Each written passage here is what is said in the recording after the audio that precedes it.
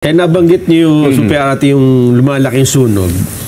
Hindi ba itong 4 na priority bills ay pamatay sunog? O wala namang, parang sincero na naman doon?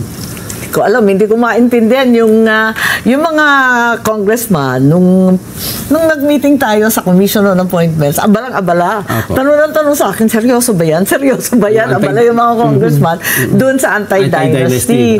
Sabi ko, ang totoo, nakapag-hearing ako, noon chairman ako, matagal akong chairman ng electoral reform. Nag-hearing kami dyan sa anti-dynasty. Ang totoo, hindi yan ang first time na magkakaroon tayo ng anti-dynasty provision. Kung maalala niyo sa SK, sa Sangguniang Kabataan, meron ng provision na hindi pwedeng kamag-anak, hindi pwedeng anak, hindi pwedeng yung asawa or apo, at kinakailangan pamangkin, di ba, third or fourth consanguinity or affinity doon sa SK law. Pero sa kagalingan ng Pilipino, nalulusutan pa rin. Kaya nauuwi sa definition mag-re-resign yung tatay na kapitan, halimbawa, pagkatapos yung asawa ang tatakbong kapitan at yung anak ang tatakbong SK. O dinalusutan na naman. One at a time lang. Ayun, so pareho silang hindi incumbent. Lusot na naman yun. Maraming ganyan sa maliliit na barangay, sa amin, sa mga liblib, sa tuktok ng bundok. Wala namang kamag-anak, walang hindi kamag-anak sa mga barangay na mga 500, 600 lang katao, lahat sila magpipinsan. So hindi naman mabuo yung barangay, yung sinasabing konseho ng SK. Hindi mabuo kasi lahat naman sila magkakamag-anak. So marami talagang problema yung Dynasty Bill, kahit gustong-gusto natin maisatupad. Ang realidad, ilan ba yung Dynasty? 67% daw ng Kongreso, tama ba? 72 yata? Mas malala. Pagkatapos, sa Senado yata, mas mataas. Mas marami. Sa Senado, 4 ang magkakapatid. So, yun. 4 mo, di ba? 4 na pare.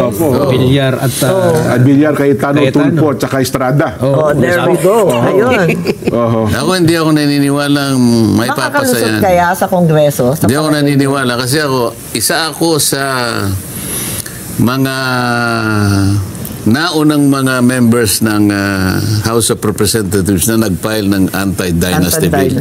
Kung hindi ako nagkakamali, 14 Congress o 15 Congress. Alam mo, ang sa frustrations, hindi na agenda sa committee. Hindi yata na kalendaryo, di ba? Isipin mo yung kailangan lang makalendaryo man lang, mapag-usapan man lang. Wala. Alam po ninyo, nung kinalendaryo ko, ang daming nagalit sa akin. Walang yata nag-hearing. Dalawang beses ako nag-hearing. Yung ikalawang hearing, wala nang sumipot.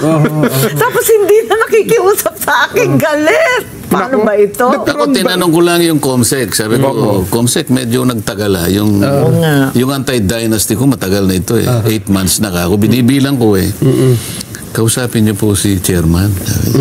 Bakit naman ako? Di ba ikaw dapat ang nag-ano niyan? Hindi ba kinakailangan bang Di ba basta kausapin niyo si chairman? Pag-kausap ko kay chairman, kausapin mo si speaker. Sabi ko, ibang klase. I-agenda nyo lang, pati si speaker pa, guguluhin pa natin. Nakita ko ngayon. Sabi ko, talagang walang mangyayari.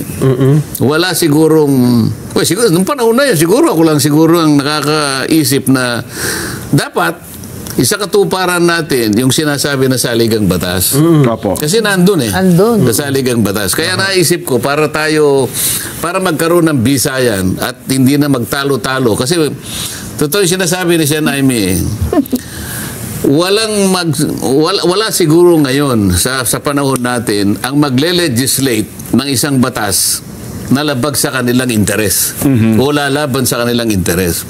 Para natin magawa yung anti-dynasty law na yan, kung sakasakali magkakaroon tayo ng pagkakataon na ma-amyenda ang Constitution, yung bahagi ng provision na yun tungkol sa yung dynasty, aalisin mo lamang yung phrase na as may be defined by law.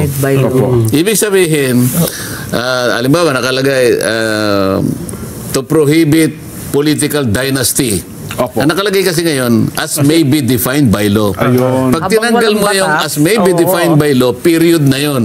Ang magiging epekto ng provision na yon, self-executory siya. Hindi ka na mangangailangan ng isang enabling law para sa ganon ay matupad mo Oho. yung constitutional order na yon. Tatanggalin mo lang. Oho. As may, kasi pag sinabi mo As may be provided as by- may be defined by law, gagawa ka talaga ng batas. Kaya mangangailangan ka talagang mag-file ng anti-dynasty bill. Ayun. Aba, ilan ang kalaban mo riyan? 70% dito ang kalaban mo. 62% doon sa baba. Patay Walang kang mangyayari bata dyan. ka pa pero talaga naman.